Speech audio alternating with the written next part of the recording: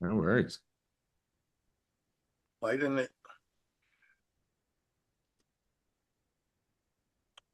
Well, I didn't say it was recording, but it appears it is. Oh, maybe it already started. Right. So we picked up So, some fun. um, welcome everybody. Welcome, It's been welcome. I spent a long week up in Paso last week and had to come home and recover from the busy schedule, but it was a lot of fun and got to do a lot of cool things. Um, uh, Most importantly, having dinner with Bill Gibbs was a real experience, and he's unique, and it was a lot of fun. But we opened a lot of bottles of wine. Jennifer, right? And anyways, we want to thank our special guest tonight, Bill Lapp.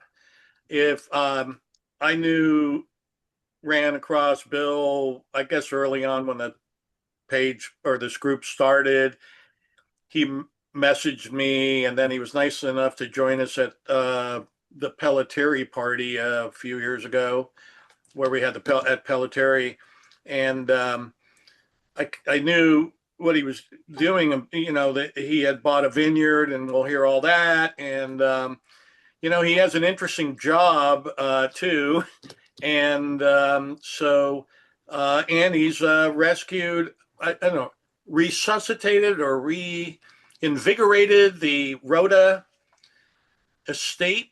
And so we're going to get into all that. It's going to be a lot of fun. And so welcome, Bill. Yeah, And I'm going to let Jason kick it off. Thank you, Mike.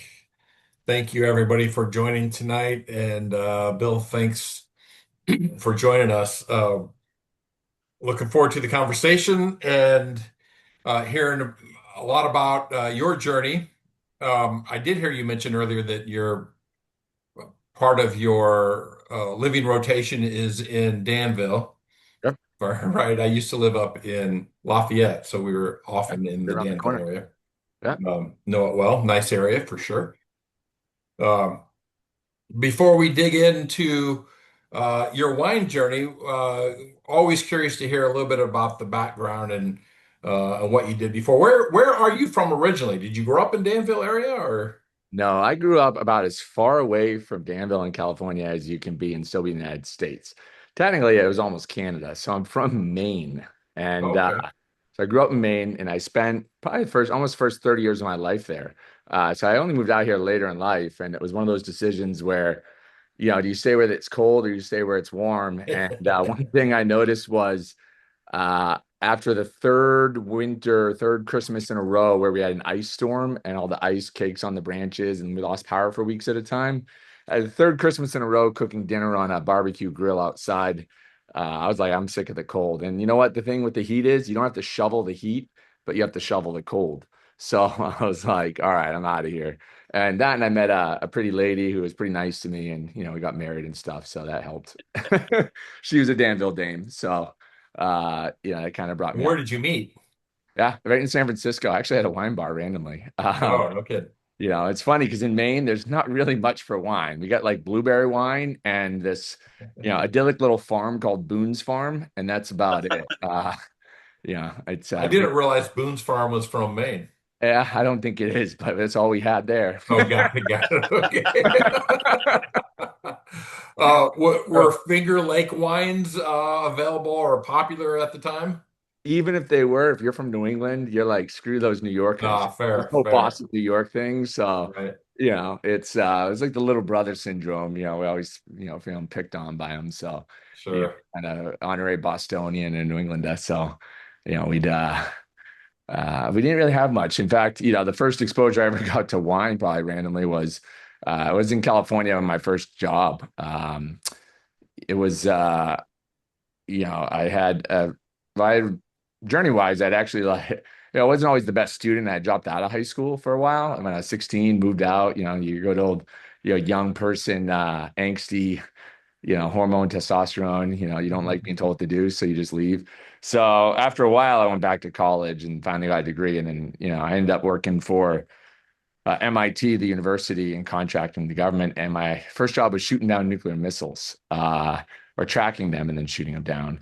So they said, hey, we need you to go to California at Vandenberg Air Force Base. We're going to do a missile launch, and we need you to like use your software stuff I wrote and track it. And so when you go to launch a missile, and people hear about this stuff more with SpaceX, if it's bad weather, you like don't launch. Right. And so it's like a change freeze. You're not allowed to touch anything. It's like don't do anything, don't touch anything. So, I was staying at like I don't know, in Lompoc, which wasn't cool back then. They didn't have all these little wineries downtown there. And the guy I was with, the old gentleman, he's like, hey, let's go out wine tasting. And I was like, what? Screw you, dude. Like, we're gonna drink a wine, we're gonna go to the pool, we're gonna go to the Embassy Suites, and we're gonna like drink some Coors Light, and we're gonna go to the pool and hang out. And he's like, no, no, no, we're going wine taste. I was like, what? He goes, no, don't you get it? You're on per diem. Whatever you don't spend, you get to keep. And the best thing about it is you just drive around and people just give you free booze. It's like, it's great. I was like, wait a minute, what? He's like, yeah, you just drive up, they give you free booze. I was like, well, I get to keep all my money. All right, let's do that. Next thing I know, we're out cheering for a change freeze all in bad weather all the time. We're just going out drinking, it wasn't good wine or good experience. You pony up to a bar and someone pulls over a barrel and just starts pouring you wine. That was my first experience. I was 22 years old. I was like, this ain't so bad. And then I didn't think much of it. Did that for a couple of years and went back to New England and didn't think much of it till I met my wife out here in my 30s. But yeah, that was sort of the genesis of how a Mainer comes to California and gets introduced to wine. You just go get a bunch of cheap free booze at second-rate wineries. That's funny. Well, the wineries have greatly improved in that area since then as well, right? Yeah, and the price point has too. Yeah, for sure. So you meet your wife in at a wine bar in the Bay Area, you said, right? Yep, yep. And you were there for work, I assume? Yeah, it was sort of I ended up almost moving there by accident. And that's kind of the same way I even got in the wine industry, I'd say. I was in Maine and it would snow, so you didn't really have a long summer, but I also lived on the waterfront. So I always wanted a boat, but you could only use a boat like 2, 3 months a year. And so when the financial crisis hit, everyone was, getting rid of their houses, their boats and everything. So I ended up like buying like a 50-foot boat, and I didn't even know how to drive a boat. And I parked it at Pier 39, where the sea lions are downtown Right. San Yeah. Francisco. It was way cheaper than I basically made a deal with work where I was like, hey, instead of staying in a hotel when I'm out there for work, I'm just going to take that $400 a night you were paying for a hotel in San Francisco and take 3 nights worth, and I'm going to just pay for this boat, and then you never have to pay for anything else. So I like lived like rent free on a boat in San Francisco at Pier 39. I ended up doing that for like 3 years. And I would kind of go back and forth, East Coast to West Coast, kind of like what I do with Paso and the Bay Area now. And so I was on a boat and I randomly met a girl. And so what turned out to be sort of like I'd be on that boat halftime and in Portland, Maine halftime turned into a little bit more full time at the boat in California. So Do yeah, you still have that boat? I don't, but you know what that boat did was that and a small cottage in Kennebunkport. I basically could just dump all my money into the savings. And technically, you're not a resident as long as you don't own anything in California.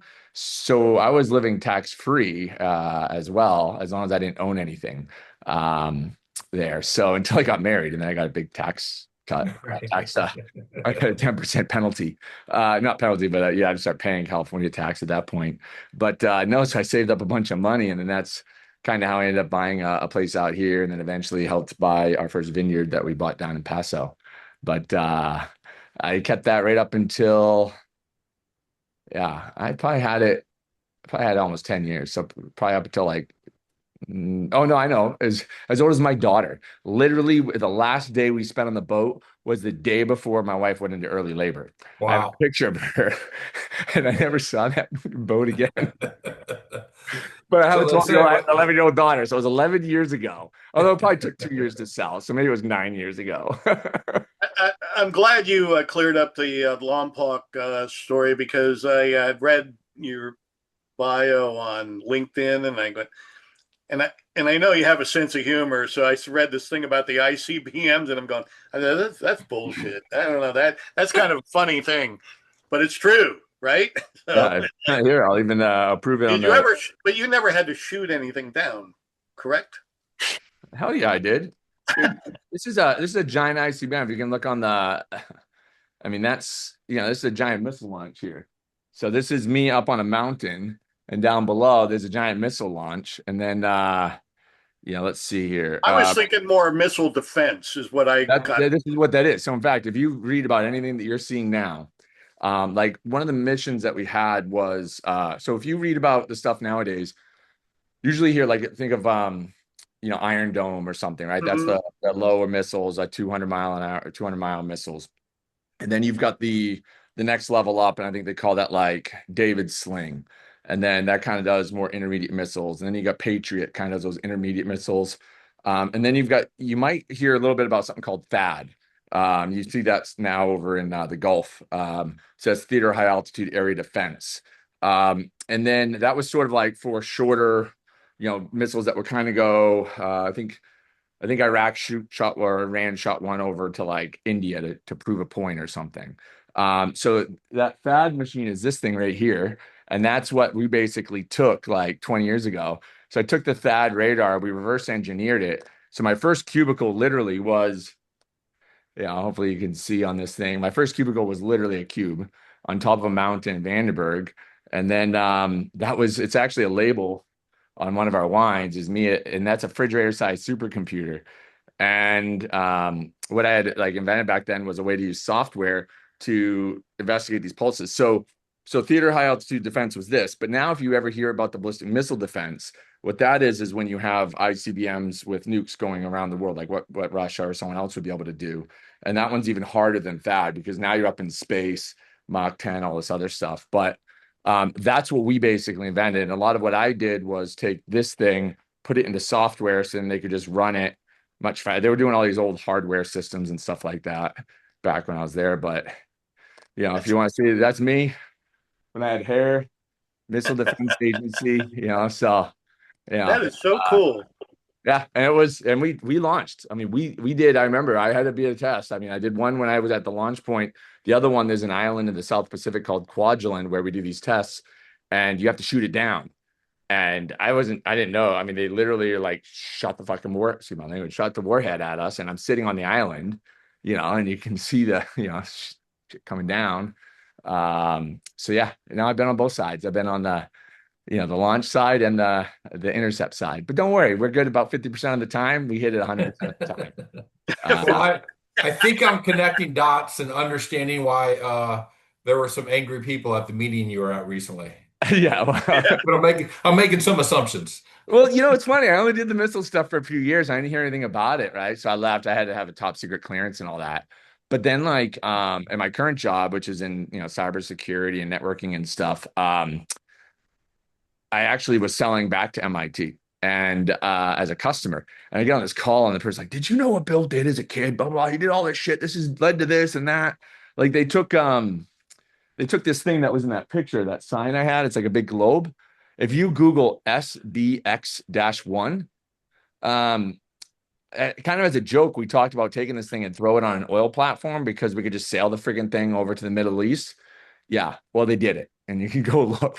We were kind of kidding, but it actually works. So if you go Google SBX-1, you'll find that there is a one of these radar assets floating around off. Well, sometimes you can track it, but then they turn off their transceiver at various points. So you'll see it kind of go in the Middle East and so forth. But yeah, I haven't really been in that business now for 20. So you're in cybersecurity. So was a sheik yelling at you because his email address showed up on the dark web? Yeah, there it's usually more about, they want to be able to keep all the traffic or have everything go through Right. Saudi. And the challenge is they want everything inside the country. And it's like, okay, well, it's hard to be a global cloud where you get all the benefits of global stuff, but have it only be in your stuff inside. It's like, well, then you're not really global. Like you can't, how do you get the benefits of all the global stuff if you cut yourself off from everything? So it's a catch 22. It's Right. and No, yeah, I get that's some stuff. Even trying to get people into the country can be a challenge sometimes. But I'll tell you what, they definitely have advanced. I mean, when I was in that meeting, there were six females and they weren't just token in that meeting just because. Like after the meeting, they like corner me in the hallway and they're quizzing me on a bunch of technical stuff. So they definitely have an educated dual gender workforce, more so than you would think.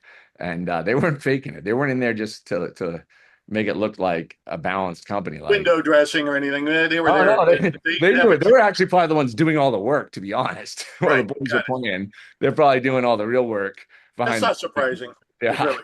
Yeah. No, it's I was definitely I was impressed. But yeah, they're modernizing pretty quickly out there. Yeah. Well, I think they're going to start allowing wine too soon. Uh, Dubai does. But Saudi actually passed a law recently where they would allow liquor, so or wine. So well, that's that could be a game changer. yeah. I mean, And they already do anyways. They just do it in the desert and no one says it. right. Well, the wine industry could use another market right now for sure, especially one that has money like they do.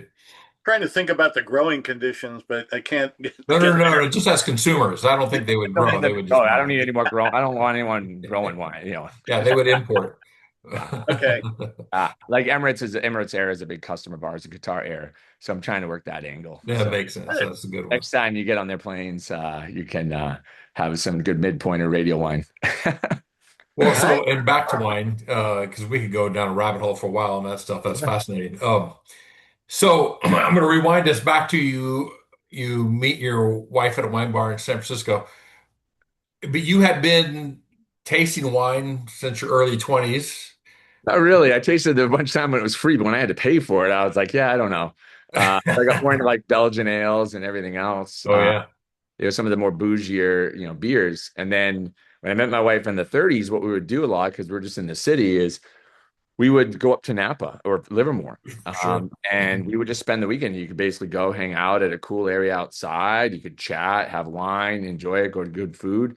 And so that was just like what we did. Like we just loved doing that. And like even on our vacations, we'd try to plan to go to a wine region and we'd go and we still to this day do that. We'll pick a place, go, do one or two a day and, and tour places in Europe or something. So that's always been sort of our activity. I think we've been to over 200 wineries in Livermore. I think probably 100 and something in Napa, and I've probably been to or tasted. I mean, before we ever got into the business in Paso, I'd probably already been to about 200 or more of the wineries. What's Uh, your favorite in Livermore, since you're a neighbor of? yeah, so I liked Cooter Ridge a lot. I like also Steve Stephen Kent. So Oh Stephen yeah, Kent yeah, job. yeah. So, and he's been doing a bunch of awesome stuff with Cab Franc. So those two have been good. I mean, for a bigger one that does distributes, Wente or Myriad as well, Of would be, course. Yeah. that's pretty legit still. Um, but there is a challenge in Livermore. I mean, it's just not a great place to grow wine. Yeah. Just climate wise, soil wise. So it's, yeah, you get a lot of Lawrence Livermore people that are chemists, having a side gig making wine. So Right. they chemical weapons and some wine. Why not? So between your 20s and 30s, do you remember the first wine that really caught your attention that made you think a little bit differently about it? I feel like I everyone always has these like wines that they can remember, like they're like Yeah. introductory wines or whatever. And I don't know if it's my ADHD or what, but even to this day, I struggle to think back over the last year and say what was like my favorite wine or the best wine I've had. I'd say my wine journey probably started with, hey, whatever's the biggest, booziest, like, oh, 17.5%, I'm in.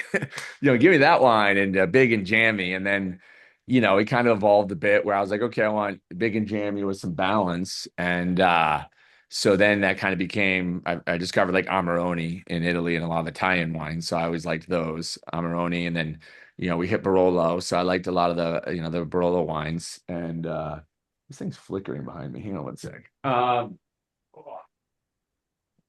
I need light like that. You can edit that out, Mike. I don't like editing. You need to hire an editor. Yeah, I gotta all that That's why flicker. I'm doing shorts now. The so then I kind of went down to Amarone. I like Barolos a lot. Then we did a bit of time with Brunello, so I really started like those. And then I started learning about balance in wine. Your palate starts to evolve a bit more. I'd say like, for example, my Paso journey I almost did the same thing. It's like, you start with Le Cuvier and you start with oh gosh, who's that? he's a dentist that does big game hunting. Dennis, uh, Michael Gill. I don't know if he's still in business, but he made these like 17.5% wines. And so we started with like the big boys and then sort of evolved from there. And then, you end up with Tablas Creeks at some point. And then, now you're a little bit more balanced. You understand Right. acid. And then, you go down and do a bit more of that. So, Were those 17.5% wines actually labeled 17.5%? Michael Gill did. The others Oh, weren't. really? I've learned that whole game since. The one thing I will say about midpoint our wines is where a big part of it is, authenticity, or integrity. So we actually label them what they are. So for those of you that don't know, you basically got like a 3% swing. You can pretty much write anything you want down. Um, Yeah. it's crazy. I've had everybody from the government come and inspecting things. I've learned as a small business owner, it's crazy. Like literally some guy showed up the other day to inspect my propane valves on my tanks, and I'm like, what? $750 bill. But you know what? No one's ever come to inspect my ABV? wine. Am I safe? Am I producing a safe product? None of that. You want to come and inspect my scale? Okay. You want to come inspect my gas tank, my this, to that, like 20, 30 different inspectors, but no one's ever come to say, are you actually making like a safe or good product?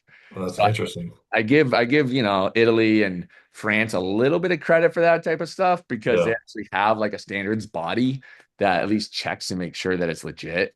And yeah, that's not our game. I mean, I'm a huge fan of the ABC. They're great. My license is $150 a year, and like they're pretty chill to work with. Tony, the way guy alone that comes and checks my scale is $600. So Goodness. yeah, it's nuts. The business is an interesting business. I'll say that. You're telling you the alcohol beverage control that's $150? Yeah, yeah. Really? There's nothing.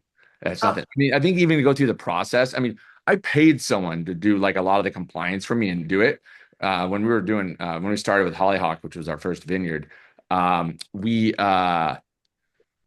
paid a compliance company, and it was only $3,000, and that was for them to do all the paperwork and everything and do the licensing. 3,000. If you want a liquor license, that's $250,000. But if you want wine, beer, winemaker, something like that, it's Oh yeah, no, okay, now I'm separate. Okay, got it. yeah, liquor license is ridiculous. A type two, I think it's called, like for wine and production. Now, to have a facility, I think that's also like $500,000 to get fully bonded as a winery, or you just buy one that was older than the concept of a bond. Mhm. Like, and How, that's how by about the if way, you're just making how about if you're making distilled spirits from grapes?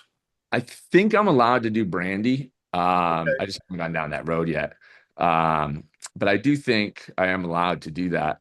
Um, but one thing I'll say for anyone that's not familiar, when we came in, the first thing my wife and I did is we bought like a 10-acre property vineyard that was under contract to Tablas Creek called Hollyhock.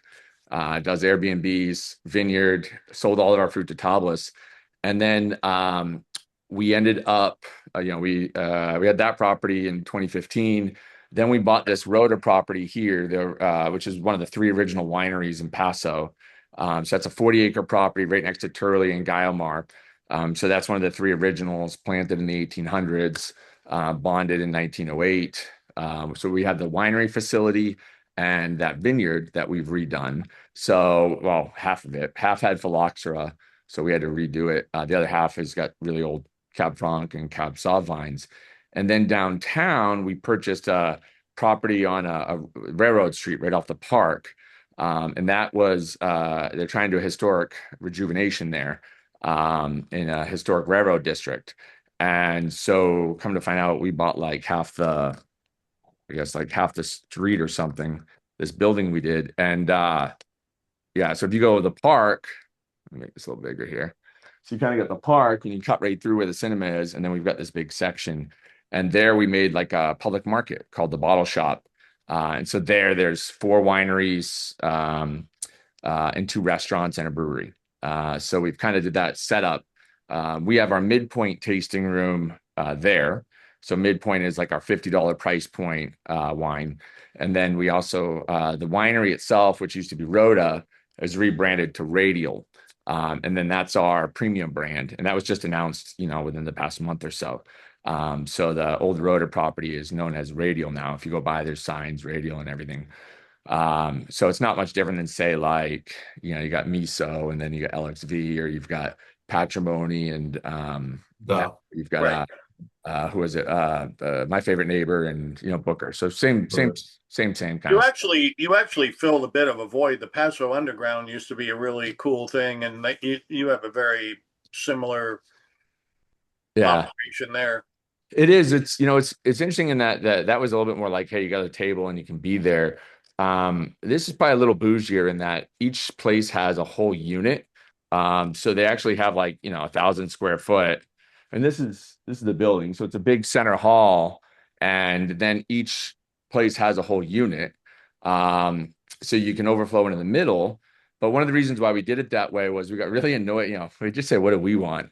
We got really annoyed because we'd be at like Tin City or at Paso Market Walk, and technically you can't cross red lines, which means you can't. I can't go get a beer at Barrel House and bring the beer over to Benom, right, and then have beer and wine because you can't mix the cellars, right? You can't mix the alcohol. And so how do you get food, or if you bring a bunch of friends, you got to like break off and go to different places. And we actually worked with the AB. The other reason why I like the ABC is they'll work with you. I think one of the first places, it's same thing even in Paso Market Walk. You can't go get Gravesend, wine and go over to the pizza place. You're not allowed to anyways, supposed to. But here, what we did is we set up so you can go get beer from Savieri. You can get wine from us. You can go get sake from Goshi's, and you can all share in the middle and cross red lines. So it's all legal. So in the middle is all these joint tables where you can sit and have beer, wine, whatever food, and mix it. So it's kind of more like Air Oxbow, conditioned. air conditioned as well. And it's like more like similar to Oxbow Market in Napa, or if you've ever been to like all Time right. Market in Europe, it's more like a timeout market or an Oxbow Market type of setup. Hmm. Very And cool.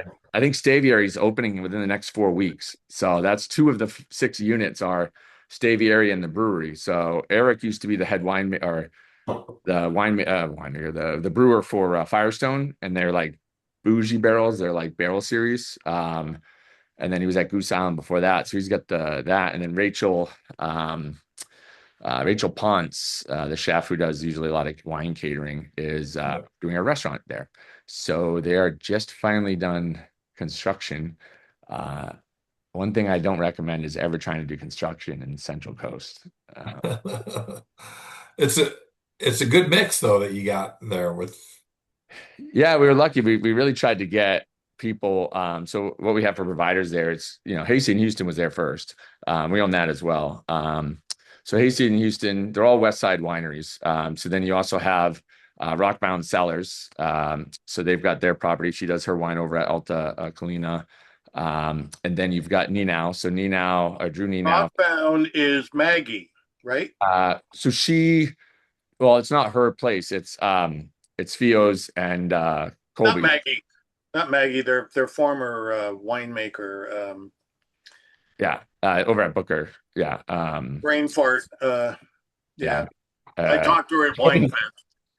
Yeah. Jordy's wife over top. Yeah. Um, Molly. Molly, thank you. Yeah, Molly, Maggie. It's and they're Molly Lonborg. Yeah. my long. They're both over at Alta Colina then too. So, but yeah, so Rockbound does their stuff, but they've got their vineyard over by Copia. I think it's somewhere right over by them, and then Right. you've got us there, of course. So we went in there as a tasting room because we have sort of the midpoint wines are a little bit more, accessible, fun, more fruit, fresh forward. And then, so we wanted to have a really good anchor in there. And then you've got Drew Ninau from Onyx, and then also his Ninau family wines moved in, Rockbound, us. And then you've got Goshi's, who's got the Japanese place down the street. He's doing the uh, he's got the like a izakaya, like a speakeasy or like a Japanese pub kind of setup. And then you've got, of course, Staviary that took two of the units, Staviary and the brewery. Cellar Fermentations, I think, is what he's calling his brewery. So, especially we need the food in there. Like that's a big part of it. You got to have food with wine. And so I'm really looking forward to them kicking off. And they've done some pretty cool design in there. So, Bill, when you bought the first property, did you have intention of making wine, or was it just to have the estate? None of the above. The whole intention was to sell I had a small beach cottage I renovated by myself in Kennebunkport, Maine. and I sold that, and I was just trying to get another little beach cottage. And we were looking in Cayucas because we try to look up in the Bay Area. And I was an engineer, right? I mean, I didn't have any money, so not much money. And yeah, I had, whatever money I had is from living on a boat. So uh, we ended up looking Cayucas and stuff. And found out that that's like the only beach in the country colder than Maine. So I was like, that's not gonna work. Yeah, screw that. What That's happened? I funny. watched 90210 on TV as a kid. The beach definitely looks warmer than that. Like, I mean, what the hell? It's all foggy and cold. I was like, God damn it. And then, um, so that was, so we ended up just kind of looking inland, and every time we go down, we'd stay at like the Hampton Inn. It was like $300 a night. And we're like, well, what if we just, because we would go wine tasting afterwards. Like, well, what if we just like bought a place, like planted some vines to make it look good, kind of like having a house on a golf course if it's on a vineyard, and we could rent it for more money, and we'll do that instead. Like, all right, my wife's like, but how do you plant vines? And I was like, I don't know, I'll figure it out. I'll Google it, and then back then we didn't have AI, so I actually had to. And there wasn't a lot of information about how to do it. So then, of course, me being a nerd, and I just dove in and used a lot of information I could find. Tablas had a nice blog. And I basically figured out not only how to like plant vines, I was like, if we have a big enough property, like 8, 10 acres, it doesn't have to be huge. You can make money off the vines too. And so my wife's like, you sure? I'm like, yeah, yeah. And then we found this one place, Hollyhock, and we're already members actually at Tablas Creek. And we're like, hey, they sell the Tablas Creek. Let's do that. And my wife's like, yeah, cool. As long as we never like, we don't want to sell wine. I'm like, no, we don't want to sell wine. We're just gonna grow, sell the fruit to somebody else. It's great. We'll be like the tool people in the gold rush. We're not gonna mine for gold. We're gonna sell the tools to the miners. And which was a great idea. I probably should have stuck with that. Because we did that for the first 5 years. But then what was happening was people that were staying at the Airbnb wanted the wine, like because Tablas would blend it in. They'd give us Right. they'd write our name on the bottle and everything, but they wanted it from there. So then we started to make some wine actually with Ryan Pease, who was over at Grey Wolf at the time, but also is Pace Terre. And so we just started to make a couple barrels a year, and we would just sell it at the Airbnbs. So that was like, we're like, okay, this works. We can sell. That's fine. But that was always the plan, was just to do that. And then even when we bought Rotta was one of those things that was like right before uh, the pandemic, or right during the pandemic, beginning of the pandemic, right? So the whole COVID thing. And they showed it to me, and I was like, and by that point, my company had actually gone public. So now I actually had some money. Again, not like Hans from Halter Ranch, or Bill from Epic. Like I didn't have a B in front of that or anything, but at least I had enough to buy a property or something. Um, so I did that, and we were looking around, and they showed me Road, and I was like, no, don't show me that. I hate that place. The person was so mean to me when I went there. Like this old lady yelled at me, and I don't know, it's junky. So we didn't want to do it. And then my There buddy's was a lady. There was a lady there. I don't remember her name, but she was a legend in the tasting room. Correct? How many people have been to Rhoda that are here right now? The place was, oh, you got over it. That's OG. There you go. yeah. No, it was by today's standards, it was kind of crude setup in there. People It was piled into no around windows, a wooden windowless bar, bar. like a log cabin kind of thing. It was Yeah, weird. you got a good memory because it's still actually there. It's currently our break room. But Oh, I really? was like, no way am I doing like this. So we bought the thing, and the whole idea was, we would rent it, sublet it to somebody, like Ryan at Pacer Terror or somebody. We put someone on top. We just want to be landlords, kind of like the person who owns like Brecken. Like Damien doesn't own Brecken. He rents it from some, or has a partner, and he like goes on top of it. That was the whole plan. And then of course I reached out to Bill Armstrong, who owns Epic. We had mutual friends from a different industry, and I was like, Bill, how do you do this? You got an old property. It was one of the original three. You fix it up. He's like, come on, I'm flying in tomorrow. Like, come on by. Let's talk. And he's like, oh, you got to go and you got to do the wine. You got to get all into it. You got to rejuvenate this. You got to build it up. And I was like, Bill, not for nothing, but like, I really don't want to compete with you. Again, my net worth doesn't start with a B. So that doesn't seem like a winning combination. He's like, no, no, no. We need to up level everything. We need to really, do high end stuff. And, you're in a great spot to do that. He goes, I almost bought Rotta. He was like, he came over, saw the property. He's like, I almost did this. We were under contract, and then it got kind of squirrely. So I backed out and, we bought Epic. But he knew the property really well and he was really helpful and even lent me, Steve, his, like his building architect person, and they kind of helped get us all started and doing that. So uh yeah, somehow like 3 months after we bought it, we ended up being like, yeah, okay, let's just do a wine business. Yeah. Oh, it only took 3 months to convince her it wasn't just going to be so. Yeah. Well, she's still not, my wife's still not convinced. So Julie's some days she likes it, some days she doesn't. Some days she likes me, some days she really does not like me because of the wine business. So but it's like everything, you get some ups and downs. But yeah, the biggest down has probably just been the difficulty of trying to get construction done in that. And it's not even the permitting, it's just the just people, like just contractors availability. It's really challenging to do that. Like we've got all the permits to finish. For those who aren't aware or haven't been to the property, we've put a lot of money into the property and we've done rejuvenated the winery, but we also redid the whole site. We did the whole uh like this is let's see if like we've got a big park, a whole huge outdoor area, a big park. There's like kids playgrounds. There's a whole tasting room out there now, like a tasting house, multiple bocce ball courts. Like we've got a pretty nice outdoor setup there. But we're fully approved actually to do three other buildings. We've got another couple buildings on the property, but it costs me right now four times. It's four times more expensive for me to build there than it is for me to build in San Francisco or Danville. Wow. Yeah, $2,000 a square foot right now. I, how Wow. does that happen? That's crazy. Bureaucrats. Oh, by the way, it's not the bureaucrats. It's the honestly, it's we don't have labor.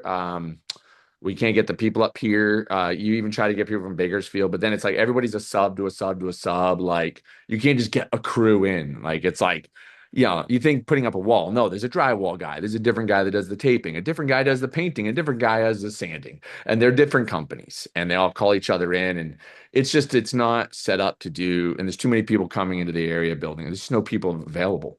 So I mean, that's really what Wow. yeah, it's more expensive than yeah, So where do you taste radial? yeah. At Radial at the site. So if you just go to radial.estate, I'll put it in the chat. No, I'm on the site right now, but I mean, but you're not tasting on that same property? Yeah, it's Oh, right it at the is. one. Okay. Yeah, that's All out of the same tasting room? yeah. So the midpoint's downtown. So the way that we've set it up is midpoint's tasting room. So if you want to go and try midpoint's wines, you just go downtown, the bottle shop, we do the full tasting and everything else. If you want to do a radial tasting, you go to the winery and we have the park and we've got the setup, we got indoor, outdoor, Yeah. everything So else. this is radial that we're looking at in the Yeah. image. Yeah, this Right. is the Yeah. radial, this is the winery. So Okay. now if you are a midpoint member, though, what we've done is if you're a midpoint member, you can go to the winery, right? Because a lot of people like the winery experience. You go to the winery and we just do bottle service. We just don't do the tastings of everything. So you Right. go there, you can hang out. Like we have I think we've got like I think we've become a little bit of a following for the Paso moms. Like all the moms go as big groups. There's like 15 moms come with all the kids. The kids go out on the playground.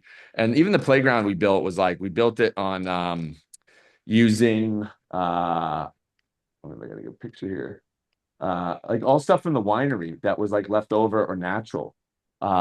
So we did like tractors and it all mimics winemaking. So like an old tank that turns into like a fort so they can crawl into it and play. And the way we set up was because I know a lot of people don't like that's like a toy tractor type of thing, like made out of logs and tires and stuff.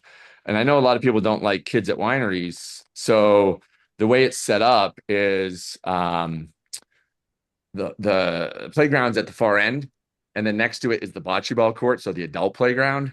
And then you've got kind of like this big fountain set up that's sort of there. So that's got a little bit of noise too. So you get kind of this fountain area. And then above it, so you can even look down, is the more quiet, bougie, Oh. higher end area. So like kid playground, adult chill zone, and you can still see everything. Smart.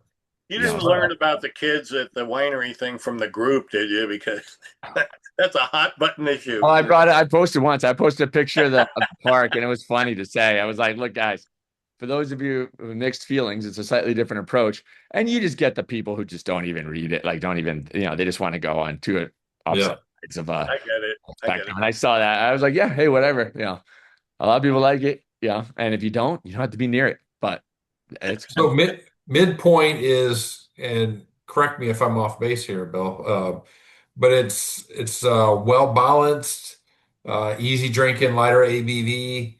Uh, how do you contrast that with radial? Yeah, so it's meant to be so exactly. It's a little bit more. It's still West Side fruit for the most part. Some of it will come from Hollyhock, which is Templeton Gap, but technically it's on the other side of the one. It's next to Calesta, is where Hollyhock is. So, but midpoint's exactly that. It's fresher, fruit forward. Still a lot of the same techniques, but we'll just pick it a little bit sooner. Um, but it's stuff that we also get to play around a little bit more. You get different varietals and so forth. Um, Whereas for radial, it's a bit of a different approach. So one of the things that, I learned when I went to Europe all the time was, and I just came back from Rioja, and Oh, they will keep things in bottle. What Barolo does it, Brunello does it. By definition, 1 to 3 years. So like if you're doing a Brunello Reserva or Rioja Reserva, it's 2 years in barrel, 3 years in bottle. You don't release it till year six. And that was kind of my thing in the US was everyone always says, "Oh, I make a wine that can age a long time, but it's good now." You know what? If you've ever had a Bordeaux that's like a really good Bordeaux, they taste like ass, like young. I mean, it tastes like chalk. I mean, it tastes like shit. Go drink a really high-end Bordeaux when it's brand new. I mean, I don't know. It's right. like you just drank ashtray, or like a chalkboard. It's just really difficult, right? And so the I don't know what that was. What we were thinking is I was like, well, why don't we ever bottle age stuff here in the US? Like, what's the deal with that? And no one could give me an answer other than it's expensive and we need to get our money back. And I was like, oh, well, that's kind of a shitty reason. Well, I mean, it's a real reason, but that kind of sucks. And so what our idea was, what my wife and I's idea is, well, we already have the Midpoint brand, which was, Rotta originally. We converted it over. So we already have wine that we can produce and sell now.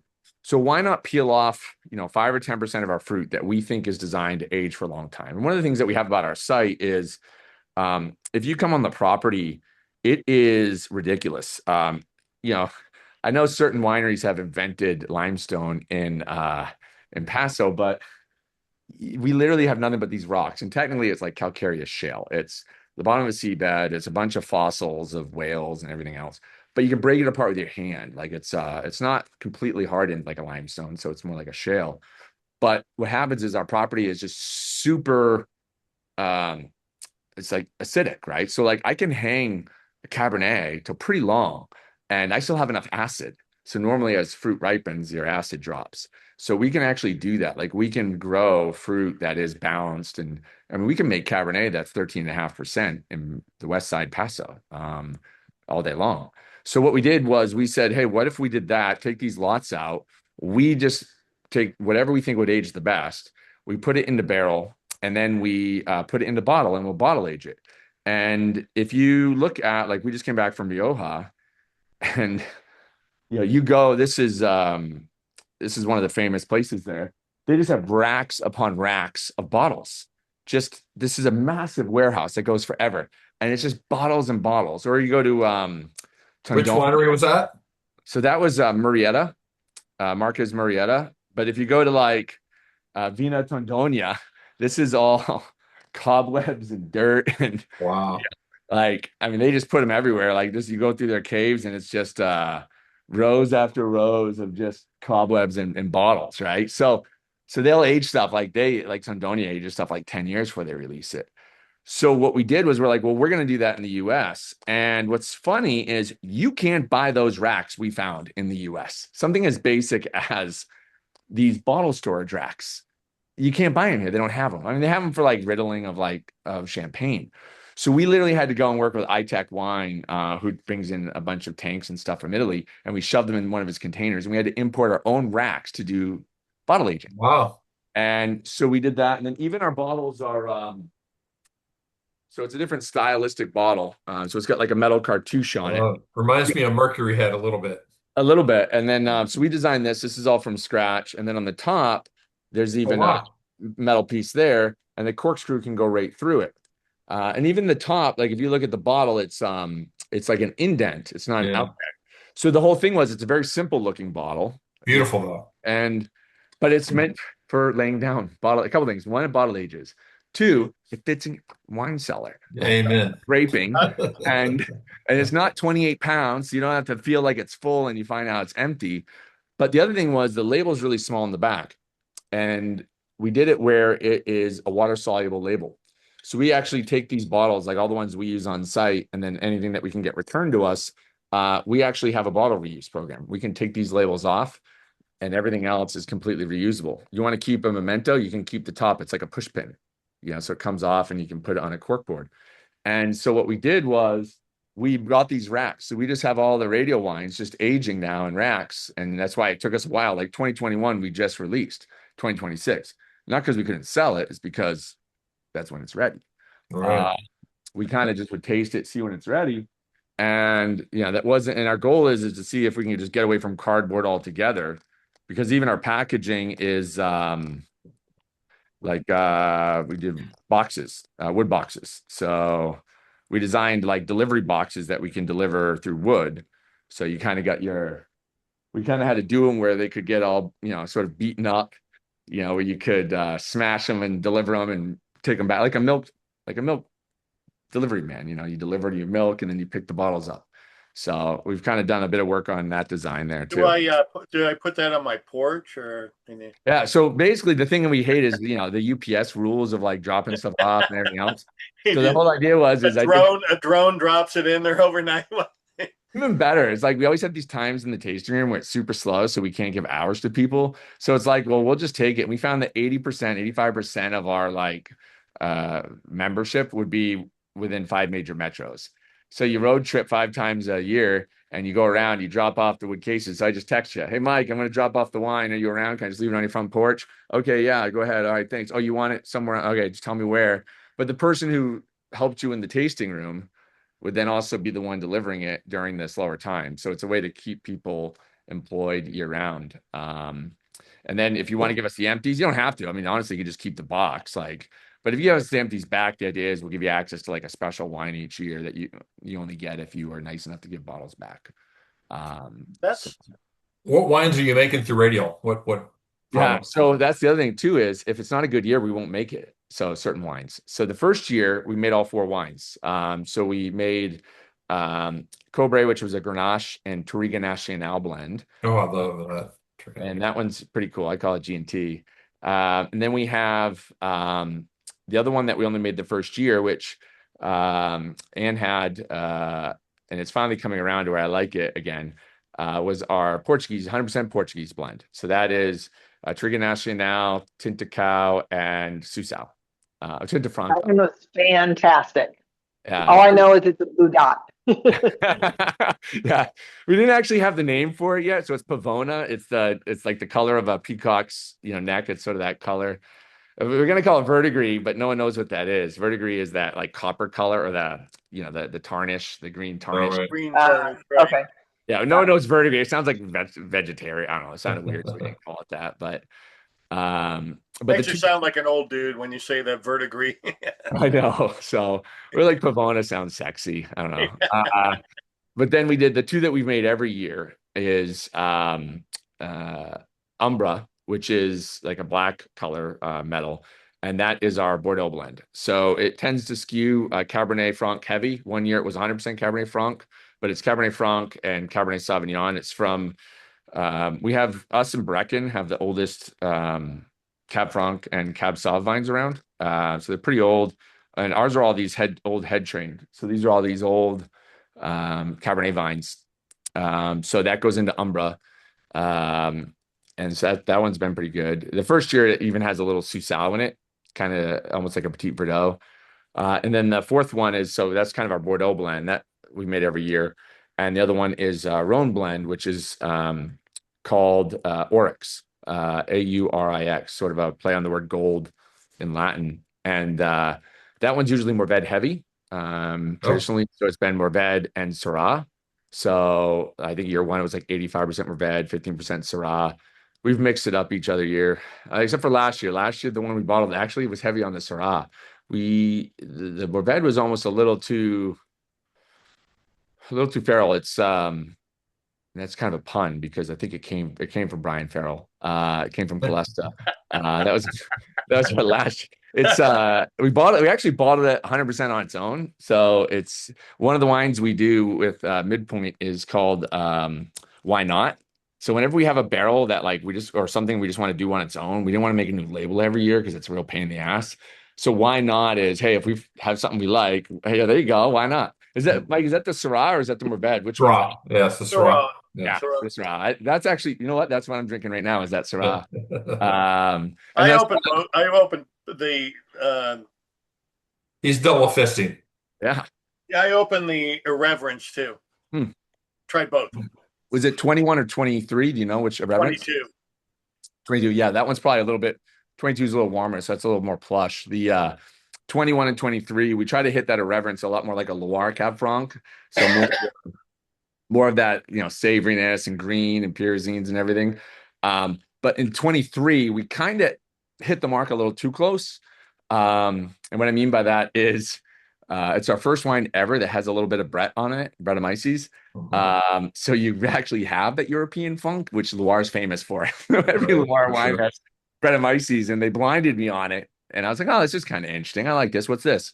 Like, oh, that's our reverence. I'm like, really? It doesn't, I don't remember it being this. Like, no, we have a little Brett in the bottle. I was like, oh, well, if we're gonna have Brett on one of our wines, that's the one to have it on. Yeah.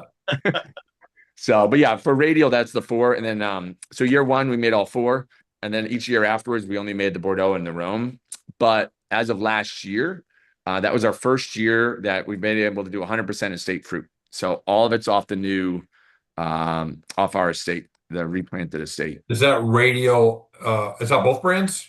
Yep. Okay. Yeah, both brands now are 100% us. It's actually probably not the best financial move for the next couple of years for mid.point. Well, actually, the best time to buy wine now, if you want to buy wine from us over the next couple of years, you're getting a sweet ass deal because mid.point was always designed to be, a price point where we could blend some of our fruit from Hollyhock with fruit from the West Side Estate. Because the West Side Estate, you have to do it like $75 or more a bottle just because the pricing of the Right. fruit out there. But we replanted Hollyhock because we're like, the industry sucks. We're like year 25, 27. We might as well just let's pull out the vines and redo it while it's slow. So Right. now all of our fruit is estate fruit West Side for like the next 3 to 4 years. So if you get mid.point or you get radial, you're getting 100% West Side, mostly dry farmed, head trained, hand done fruit. Nice. Yeah. The Rotta ports, are those just legacy wines? Yeah, so the Rotta Black Manuka and the Port are both from those are ones that we acquired when we Yeah. acquired the property. And Manuka is funny. They actually only made that once ever, like Oh, really? even Rotta, but they made 30,000 gallons of it. Oh, More wow. than that, because when I acquired the property, I inherited 30,000 gallons of Black Manuka. Now, Wow. I don't know if you haven't had Black Manuka, it's good. It's like creme brulee though, and you open the bottle and it will last forever. Like it doesn't go bad. It's like a materized wine. You open it, it'll be good for a year. But it's sweet. It literally tastes like creme brulee. But what do you do with 30,000 gallons? I mean, I guess they were selling it to the Chinese. And then we kind of screwed that relationship up recently. They don't really buy it anymore. Thanks. So, but so I inherited that, and I was like, so I bottled a bunch of it, like as much like what I thought would be like a lifetime supply, because people love it. I mean, we still get it. Jennifer's got it. But Kunal's loves it over LXV.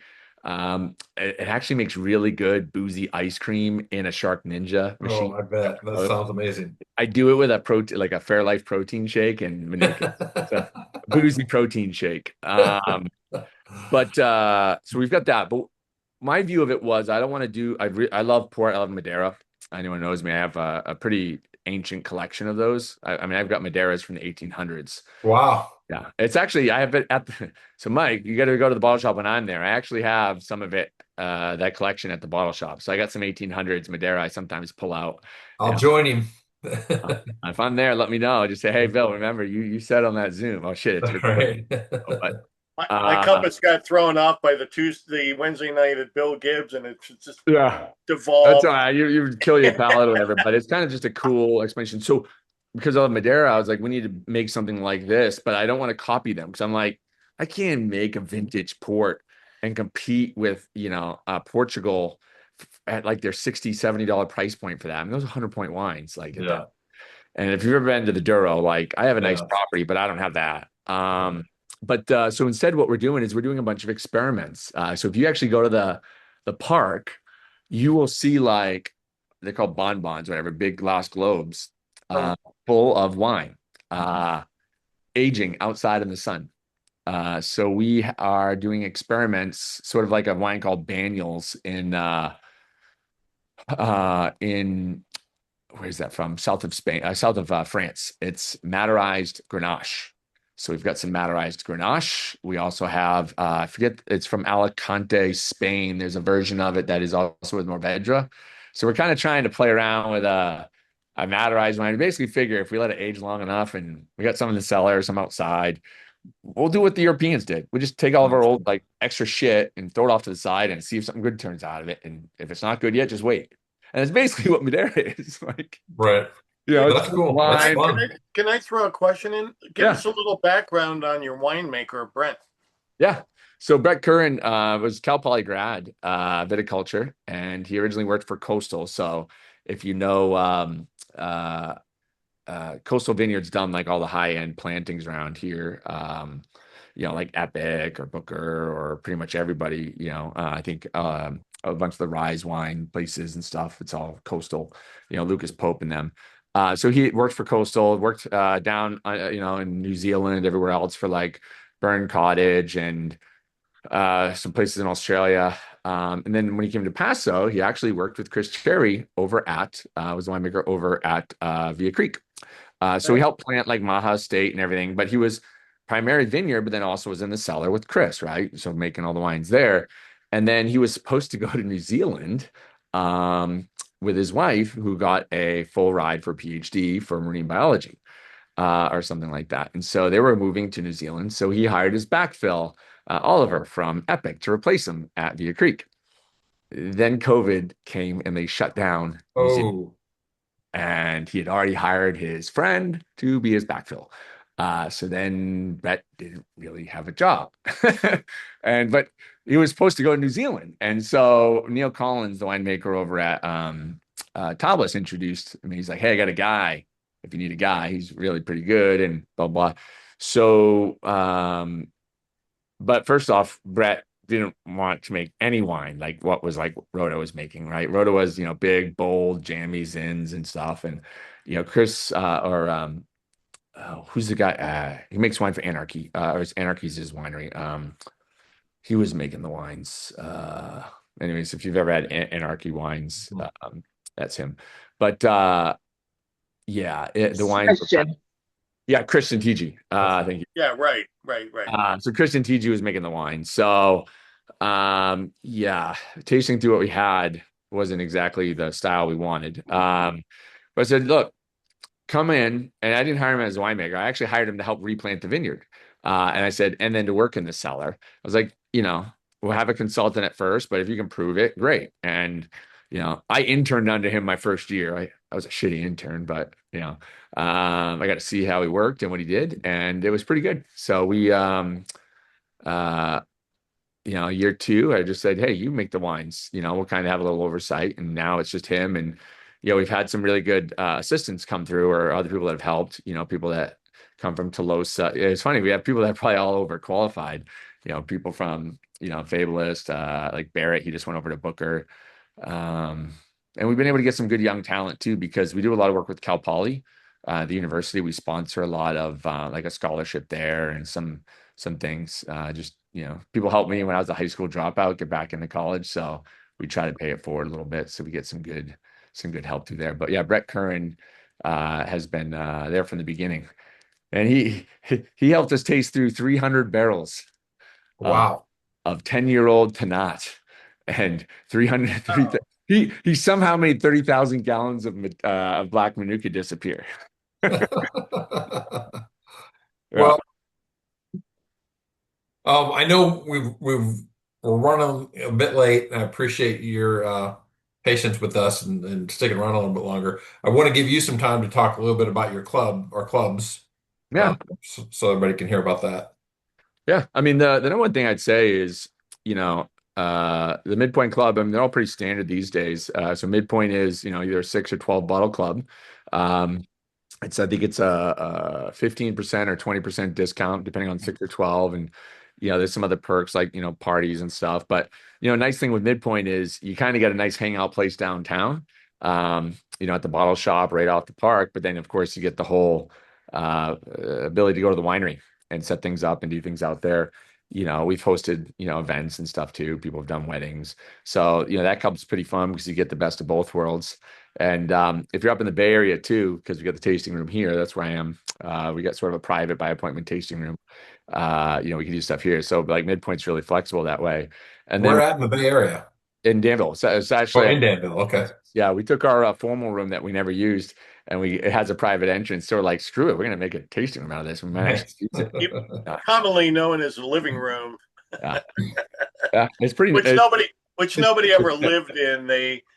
Yeah, no That one was ever used these formal rooms. Like it was this beautiful room. It's got these crazy big windows and stuff. probably they called it a parlor back in the Yeah, right. the best room in the house, and no one ever used it. It's like this giant No, fireplace. we have one of those rooms. It's just we don't sit in there, but And so we designed this whole setup, and so now we can actually host stuff here. So we do that. We got a whole private tasting room that's really cool. So if anyone oh, up, very Beautiful. cool. yeah. Beautiful. So we do that, and then so that's Midpoint, and then the Radial Club is actually just about to be launched. We technically haven't even launched it. We've been mostly just tasting with people and doing little previews.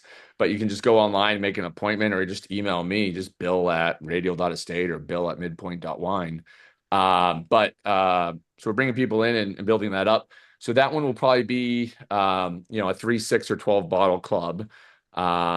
It comes in wood cases. We do the whole exchange. The Radial wines are just the price point there is. There's no discount. So it's probably a lot more similar to Rise's Wine Club if you're familiar with that. Yeah. What is the price point on radio?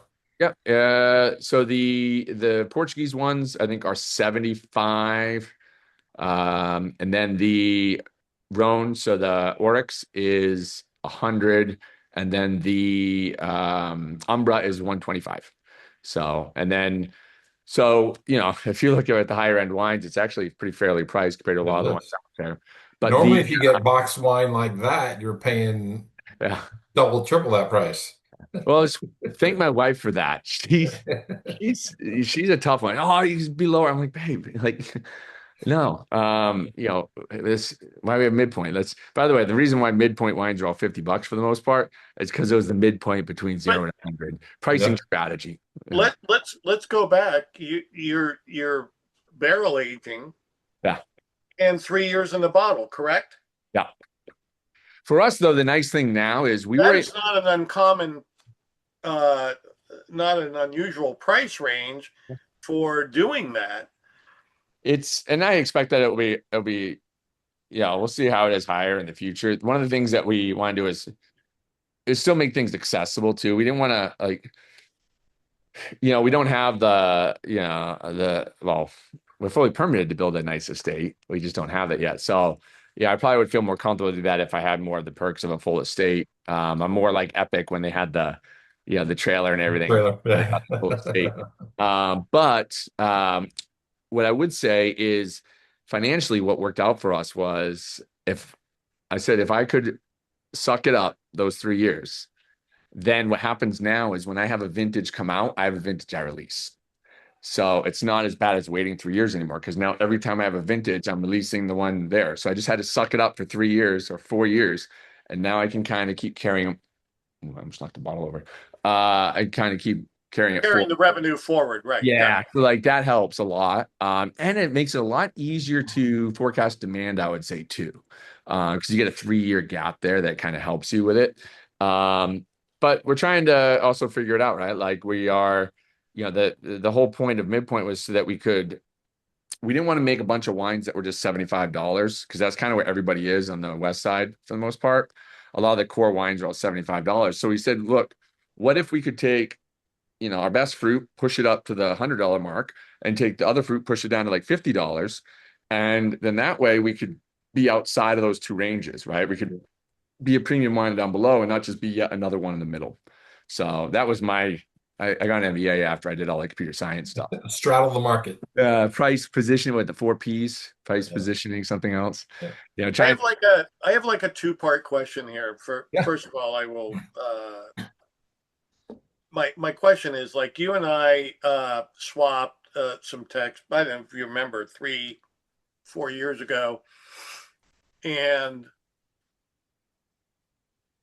you had said something to me like, what do you think about incorporating or holding the Rotta name around? And I was thinking, like, well, from a historical background, I think it had some value, but it depends on in my mind, I'm thinking, like, what did the consumer think? I didn't really care for the wine.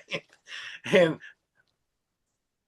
I probably shouldn't even put this on the tape, but what I did walk away with is they made a hell of a freaking vinegar.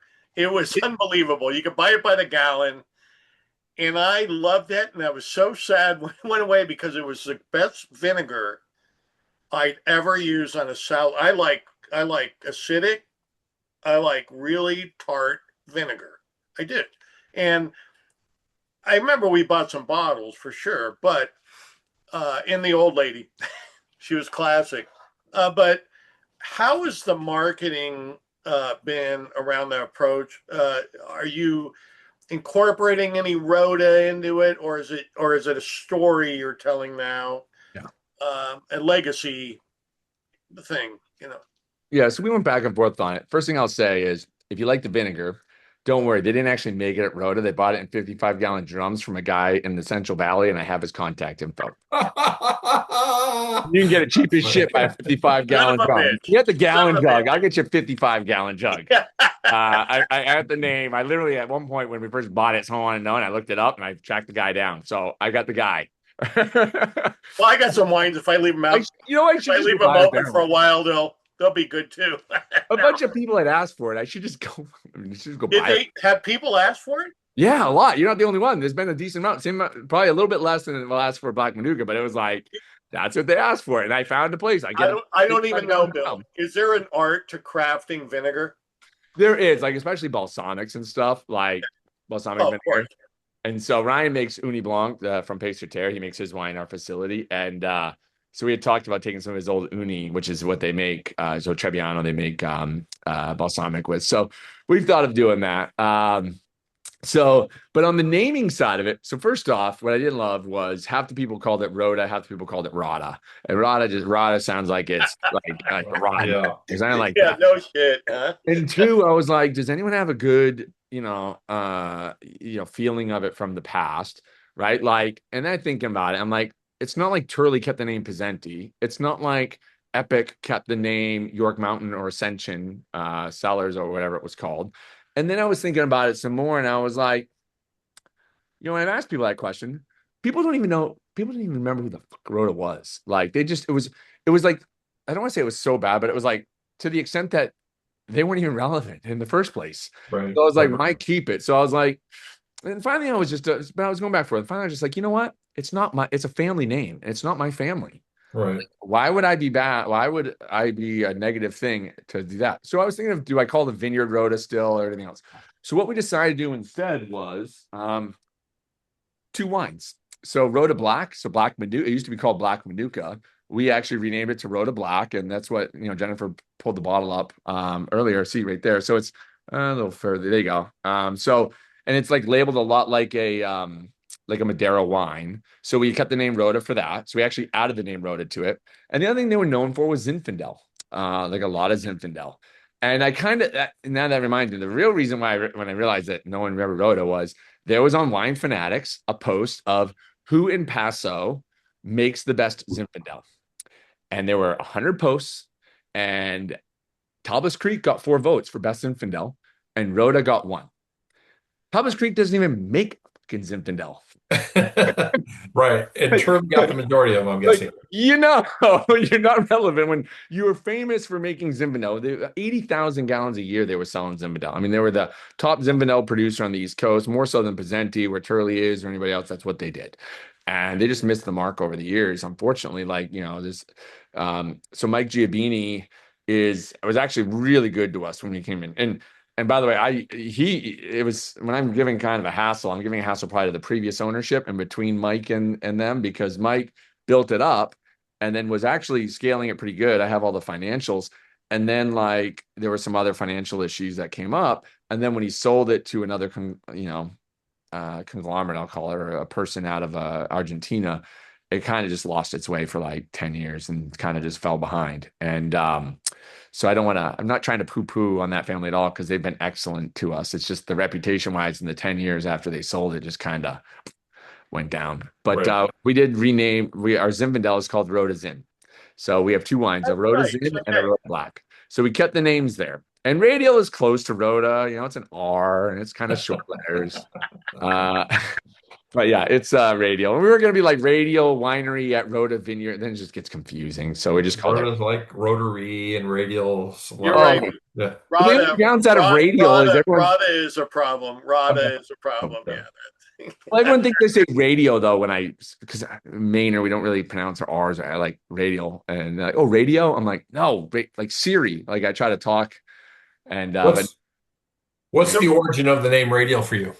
yeah. So so originally we were trying to think of names, which by the way they're all taken. I even as a joke was going to name it Anonymous or nothing, and like those names are taken, like literally taken. Everything's taken. So mid.point was the name. Mid.point came about because it means 3 things. One is you can meet at the midpoint. It's a mathematical thing where it's balance.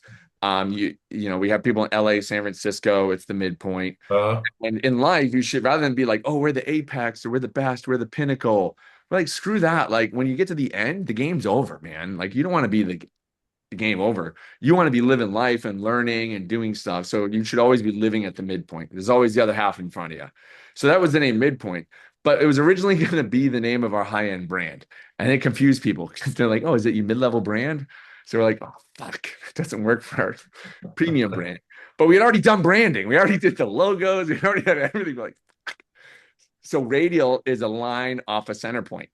So, and we actually have a vineyard. When you drive up, the vineyard is planted in a radial pattern. It's not the easiest to farm, but that was the idea. Was you've got a center point, now you've got a line or something off of it. So a radius, a radial, like a line off a center point. Doesn't have anything to do with Goodyear. Let us keep all of our other branding, which was basically like a dot and lines, right? Like, so Mid.point just became a dot, and now Radial is a dot with 2 lines. Like it's an extension, right?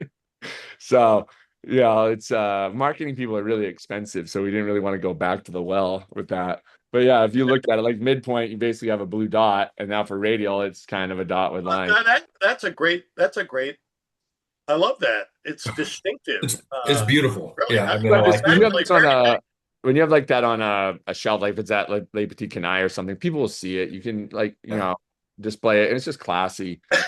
Metal's a really nice metal. Elegant simplicity. You get 5 gold stars for bottling only in bottles that will fit in people's wine fridges. Right. Right there, you're a winner chicken dinner in my mind. It's even like a little slimmer than the Mid.point. In Mid.point bottles, we've gone each year. We kind of went and trimmed them a little bit because originally the Rotta bottles were like those. I call them BDBs, big douchey bottles, like the big 3-pound bottles. Like, I mean, here we are trying to be green and everything, and I'm shipping like. It's like you get like an arm workout when you're pouring these things, Hey, Bill, at the end of the day, it's what's in the bottle that matters. The rest of it's bullshit. It's bullshit. You You know, I like mean, to think so, but but but it's a marketing thing, and I get bullshit it. sells sometimes, unfortunately. Like people, like I've got, you go to my buddies on the East Coast, like, oh, it's got to be good. It's fucking heavy, dude. It's great. It's awesome. Like, I'm like, oh man. So Bill, that's you've let us run really long with you, and I appreciate that. Do you have a couple more minutes for questions? yeah. I got nothing going. Okay. Everybody, what do you got? Let me better go to the chat. I forgot to put that up there, didn't I? If possible, I could just want to make a comment. Bill, I think you're one of the most interesting folks in the wine industry in Paso. I've heard you on Adam Montiel a couple times, but about 4 years ago, Jenny and I got obsessed with we want to buy a small vineyard at some point. We live in Minnesota, so the winters here, they're a grind. You got to Worse shovel. than You Maine. don't want to. Trust You me, got to worse shovel than it Maine. cold. They're worse. It's because you get wind too. So in my Google search, I stumbled upon Hollyhock Vineyard blog, Yep. and it was a game changer for me because you were so extremely good writer and fun to listen to, but you also really broke stuff down, like the economic side. And all I want to say is you got to bring back the blog. On your international travels, a couple hours, bring back the blog. I should. I did start it actually. Like there's a couple articles. I picked it back up when we bought Rotta, and I started to write some stuff about Rotta, and I wasn't quite sure of how we were going to be branding or how we are going to be going about it. And maybe I listened to the marketing people a little bit too much because like I was going to go into some of the financials. I was going to go into some of this stuff, and and I don't know. I should get back to it because I did that. Like the best things, like it's funny because for those who aren't familiar, if you just go to hollyhockvineyard.com, there's a blog on there, and I mentioned how hard it was to figure out how to plant some stuff, and so I had to go research it all, and then I just wrote it all down and shared it all. And ironically, I've helped like that thing has helped like 8 or 10 people buy vineyards. Like I just went to Spain. Randomly there was a New York couple. They were in their early 30s and they bought a fucking winery in Priorat or Monsanto right next to Priorat. And I happened to be in Barcelona and I emailed them like, hey, did you guys ever buy the vineyard? They're like, yeah, we're there right now. Come on by. And I go on by and now I'm like hanging out on someone's place to help them with all the financials or whatever to buy. And then so we did that, and then Vuklich Vineyards, which is right down the street. So those are some friends. They bought one down there, and then another one. So it's funny, like, no one ever shares this information because they're all private companies. But keep in mind though, if you ever want to come to Paso, probably over the course of the next couple of years, we'll probably end up selling or trading. I'll say, well, we need more housing. We need a bigger house.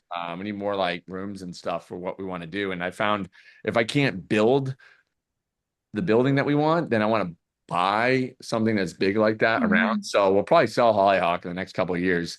So if anyone wants a vineyard, we're gonna be out in December and early January. We're doing 31 nights in Paso. So if you're in town and we see you at Midpoint, we'll ask for a Hollyhock tour. And my last thing on it is better stay at Hollyhock. It's an Airbnb.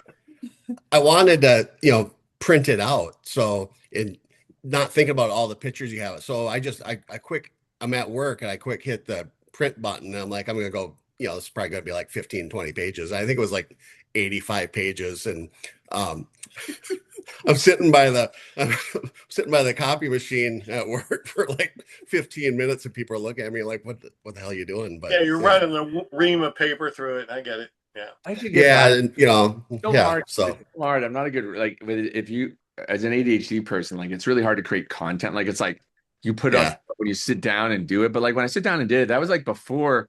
It's a lot easier now. Like I've written some stuff more recently. It's a lot easier with AI where I don't have to fill in all the blank. I can say, these are all the points I want to make. And I actually, what's funny is, so I trained Claude to copy my style because I uploaded all those blogs to it. And so now I can say, write like me. And it literally categorizes like, oh, self-deprecating this and makes jokes this way. It does this. And like, it will. So when I kind of write it, it helps me a lot more fill in the blanks. So it's actually, I don't have a good reason not to do it. Breaks down like 8 levels of ballers that you have to be. Let me ask the question. You're saying you might sell Hollyhock. that has a home on it that is an Airbnb, like, Yeah, right? it's got three. It actually has a farmhouse, and then it's got like an attached cottage to it that's But, kind of. but who's contracted for the fruit right now? Is it you and Tablas, or Tablas out of the game? No, Tablas is well, we need more of the fruit ourselves, so we were doing it for ourselves, and then Okay. so Tablas backed out. We've sold a few other people, but we actually just replanted it. So there's no. Well, the good news is it's a completely brand new vineyard, high-end vineyard that we put in. So the fruit will be two more seasons. So we just fully went in this spring, but we And how put many acres is that? yeah 8 acres planted, so Okay. 10 acres total. And there's two. It's funny. It was like all the economic. This was actually like the best. If anyone is on the financial side, it was like the best financial thing ever because we bought the thing and the math I had on the website I thought was pretty conservative, but it ends up basically bringing in. So we bought it for like 1.1. I think it's probably worth 1.8, 1.75 now probably, but it brings in $100,000 a year more or less in rent, Airbnb rent. And then it brings in when we're selling fruit, we're selling it basically $3,000 a ton on that tonnage. So it's like $100,000 a year in fruit. And then we would sell wine to the Airbnb people. That was like 20 grand. So like you're bringing in 220 grand on a $1.1 million asset a year. Now you pay for farming, that's 40 grand, 50 grand. We're basically like cash flowing. Like I was like, Jesus Christ, this is brilliant. You buy one property, you monetize it three ways, blah, blah, you get to play on it, you get to do this. Yeah. It's a Well, nice and way better happy. economically than a winery. So my second part, before I call on Steve Adam, he's itching to ask you a question. Uh, Marketing, that's what we always, toughest question for every winemaker. You're not a winemaker per se, but you're in the business. I'm like the What's the laborer. hard, I mean, I what's have the to do hard all I part? do all the cleaning and everything else. I just am not the scientist on that side. Right, I get it. Uh, how's the marketing side? Is it a challenge?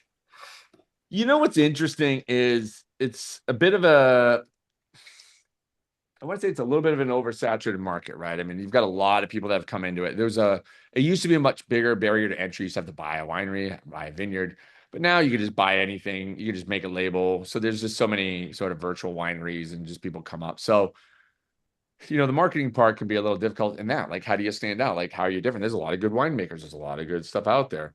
And I think it's the market's changed, right? I think, it used to be like, oh, let's go to a show and go table to table and get pours, but no one really remembers it. No one comes back. So like, is that the right avenue anymore?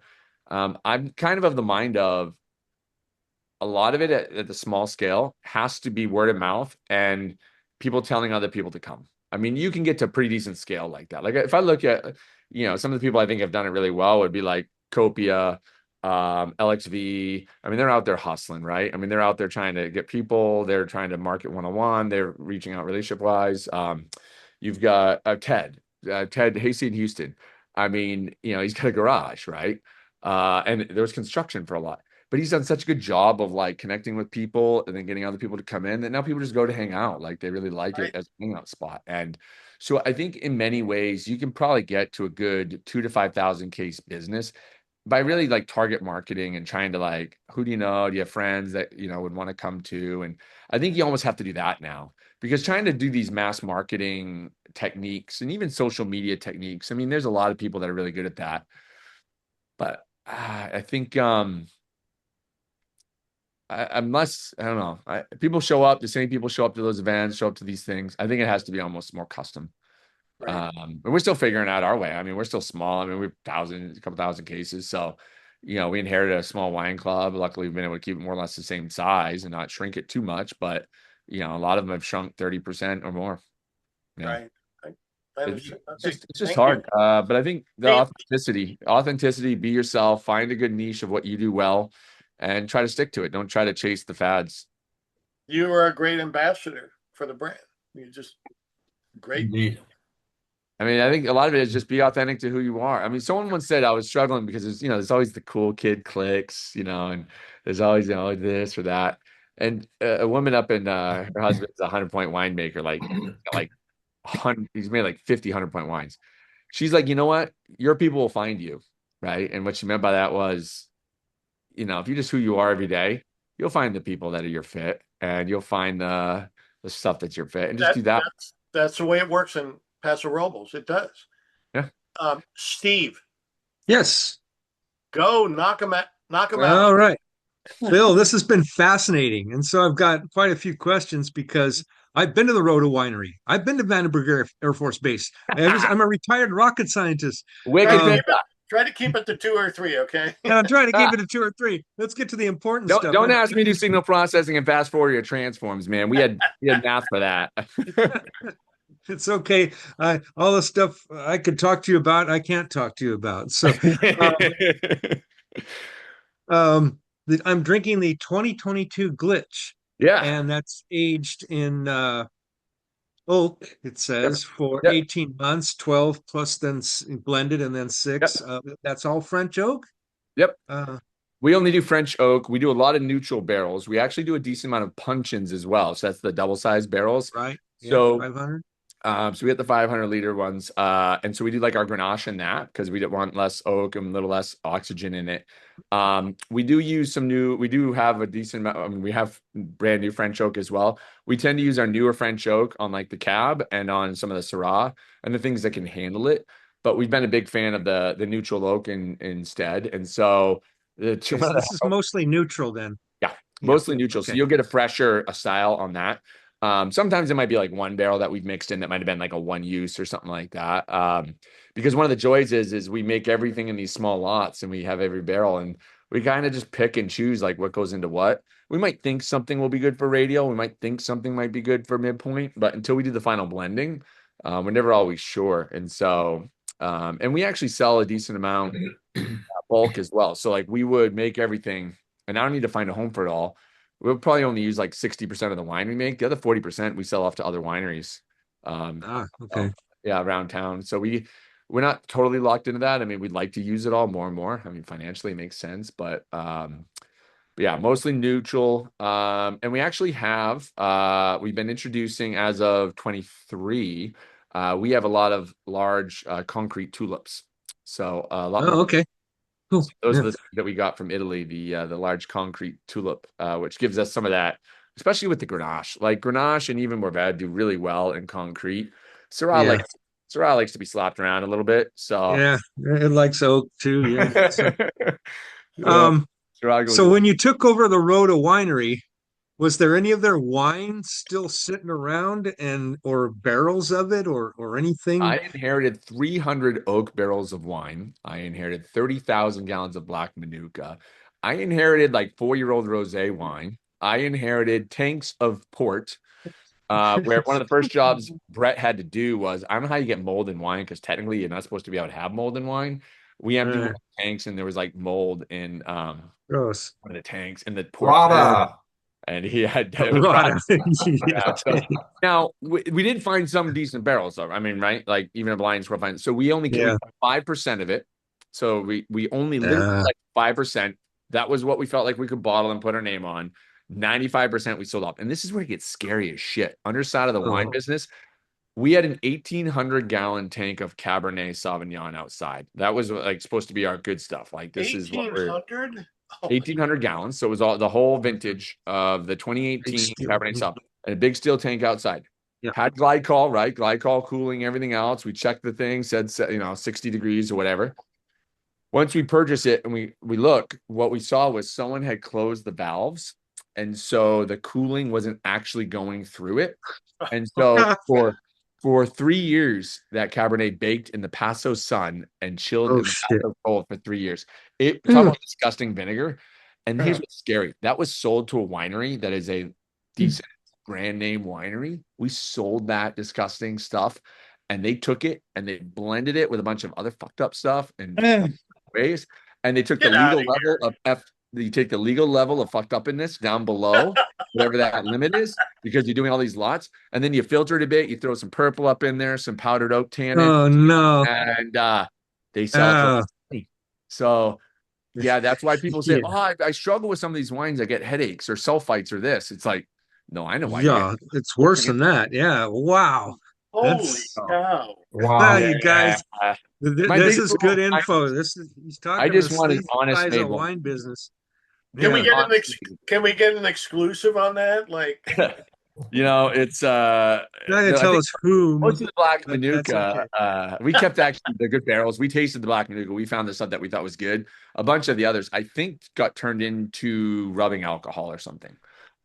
Someone bought it. I mean, did something with it. Christ, that's So insane. yeah, so Wow. get some creme brulee Yeah. smelling hand sanitizer. You know where that came from. Uh, but we kept the good stuff. We had to remove it. It took Yeah.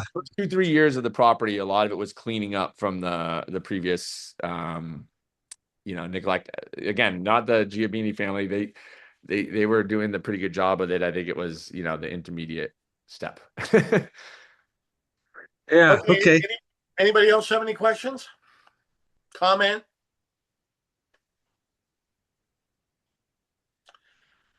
Yeah. Steve, did Is you that have? old building still on that Uh, property? That old, they had some old I have historic. we have the historic building. It's got the tanks still there, so you can actually see the tanks. And so our design that we got approved. So we even worked with the city. We did a historic study, and we're approved to build that building back up and renovate and redo it. I got the plans. I can show them to you if you stop by. They're pretty Sweet. beautiful. In Okay. fact, the tanks were set up where they were going to be booths. So we cut holes so that you actually have like private, like put a table in there. You get a private booth inside of each of the tanks. And it's a pretty beautiful setup. Like we used the same Neat. architect that did Presqu'île Winery, did what else did they do? They did Nickel and Nickel up in Napa. They did Okay. Faust, did Wow. a bunch of really good ones. And I've got we literally did all the prep work too. We have all the infrastructure in. We spent millions of dollars. Like we already are in for millions of dollars of like infrastructure and everything else. Walls, the pads, the buildings. It just we couldn't, it just did not make sense to do the rest. All right. Not at Sure. current prices. If they come down, great, we'll do more. I mean, Guillaume over there, I mean, ironically, caves are a quarter of the price of construction of a building per square foot. Sure. And they're cool too. Hmm. Well, hey, He Bill, had he had some restrictions with his lovely neighbor. He's got a neighbor that's not the most fun. Um, and so he had to Mm. do certain things. Like he has to do all of his wine production inside the caves, for example, and stuff. Yeah, Um, wow. yeah. So, but it's for the best, right? He can get a lot of square footage that way. Yeah. And actually, we have the same contractor, so um, it's maybe we just gotta do caves instead, but uh, but we have a good production facility. Like we just renovated our facility instead, and we're like, well, we already got a building. Screw it, we're just gonna do this. So, Well, that's haven't cool. been, So haven't been to the your winery grapes are in town. are, You are gotta your grapes all estate, or you got a source from different places, obviously? We were sourcing while we replanted, so we did some stuff from Chalon, all organic and everything. But now it's 100% estate. Uh, Wow. so yeah, as of last year. In fact, Awesome. as it was some of the first fruit we were getting off, a lot of it was picked by us by hand ourselves and not even our crews. But like our white this year, like for midpoint, Spirit of Distraction, which we probably won't release until the fall. Like that white is pretty, it's our Claret Blanche that it's meant for Uh-huh. radial, but we didn't have enough. So we have to put it in the midpoint. So you're basically getting the radial white. You're getting like an $80 white for like $40. Oh, that's And it's pretty freaking good. Like, I mean, if mhm. that's what it is the first year. I mean, our Cab Franc and Cab Sauv are old vine because those were on the site. It's our Rhones and our Portuguese that are new. So Grenache, Mourvèdre, Counois, Cinsault, Carignan, and then we also have Claret Blanche, Grenache Blanche, and Portuguese Block. All Uh, your own varieties are newer vines, and yeah, then those are all the newer ones. Yeah. yeah. So, and then Okay. our Cabernet is old as dirt. You know. All right. Well, that's cool too. Yeah. Yeah. It may be the only Rota wine I had. So, hey, Hollyhock, are they still making wine, or Yeah. is that Well, because we just pulled the vines last year to replant because they were about 30 years old and we had a bunch of like what's called Eutypa, like we were getting lower yields and stuff. So we just okay? figured it was a good time to replant, every 30. And it's actually done a couple of replants. The vineyard's actually pretty damn old. Like I have pictures of it 50 years ago and it was still planted. Hmm. It's right on Hollyhock Lane, right across from Calesta. But yeah, it's fully planted. In fact, it's growing pretty nice. It looks like a vineyard again. Uh, but we did it ourselves. We basically said, you know what? If we could do this ourselves, like we have good, like Brett, right? I mean, he's a viticulturist, and we have our own farm labor that we we have direct. And you mentioned Bill Gibbs, actually. So when we do need more crews and labor, we use Bill's team. So Bill's farming team, although Yeah. the husband passed away, but his crew does our labor as well. So when we need extra hands, we leverage Bill Gibbs's team to do that. And but yeah, Hollyhock's there. It's just we have a 3-year hiatus or 4-year hiatus essentially where we won't have Hollyhock fruit because of the replant. But it'll be Hollyhock, the same name, branded as Hollyhock, or Not branded as Hollyhock. So Hollyhock Vineyard. So we'll say it like if it's 100, like on the vineyard designate, it is actually still considered an estate fruit. So we're able to still call it estate. But we would call it just like you have like with Epic, he's got Catapult, York Mountain, Paderewski. Same thing like ours. If it's 100% from Hollyhock, like we'll say on the Hollyhock Vineyard. Yeah, okay, I get it. Hollyhock Yeah, Vineyard. mid.point Hollyhock Vineyard. Yeah, yeah. Which, Okay. by the way, like we ended up even in a trademark battle. Like you get into weird stuff. Like we had to protect our trademark and get in a legal battle with the name Hollyhock. I was like, it's not even that good name. Sure. Yeah. Like, Yeah. it's the name of our street. We inherited it, but a lot of people know it. I mean, it's been around for a long time. Most of the Patelin wines from Tablas Yeah. Creek. And we They saw, made a decent one. yeah, we have a great relationship with Jason and Neil and even the Lone Madrone guys and stuff. So, but really it was just the fruit was getting expensive and they have to hit a price point and blame it on the Farrell brothers, having fruit that's $5,000-6,000 a ton. Yeah. You can't be selling your fruit next door for 2,000. No, but quality of fruit too, right? You Yeah, don't want to have just mass production of fruit and yeah. yeah. And we switched up the varietals a little bit too. This is where my wife gets what she wants. So we're still doing Grenache and Mourvèdre over at Hollyhock, but we also planted Sauvignon Blanc because we figured that would do pretty good there. And we planted a varietal called Gros Manseng. That's a bit of that's our nerdy white. So there'll be a little bit of that's right. Yeah. no one knows what it is, and it's a bad name, but that will be kind of coming in. Like Alex, the GM over at Le Petit Canaille, I asked him, hey, if you could plant one varietal, would you plant it? And he's like, Gross man saying. I was like, Wow. What did he say? What did he say? Gross man It's saying. Grossman Singh. It's Yeah. Gagano, the Gagano is Languedoc-Roussillon area. Yeah.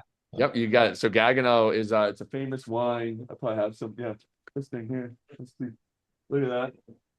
So you got Whoa. this guy here, Gagano, whatever. Oh, wow. Didier de Gagano, and he's a famous like French winemaker, but he makes a 100% Gros Manseng, and it's like one of his most famous wines. Steve, Wow. we're getting a little long.